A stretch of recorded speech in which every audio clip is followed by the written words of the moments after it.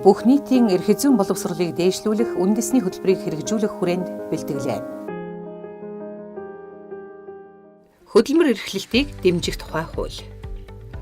Хөдөлмөр эрхлэлтийг дэмжих тухай хуулийн 12 дугаар зүйлдээ зааснаар малчин, бичил үйлдвэрлэл үйлчилгээ эрхлэгч, хуваарай хөдөлмөр эрхлэгч болон нөхөрлөл хоршоо байгуулах иргэний ганцаараа болон бусадтай хамтран аж ахуй эрхлэх санаачилгыг төрөөс дэмжихтэй, мэргэжил арга зүйн зөвлөгөө өгөх, аж ахуй эрхлэлтийн сургалтанд хамруулах, жижиг зээл, санхүүгийн дэмжлэг, бизнес инкубацийн үйлчилгээ үзүүлэх зэрэг арга хэрэгслээр дэмжин туслах бөгөөд тухайн иргэнийг дэмжих зорилттой жижиг зээл, санхүүгийн дэмжлэгийг банкар дамжуулан хөдөлмөр эрхлэлтийг дэмжих сангаас олгоно.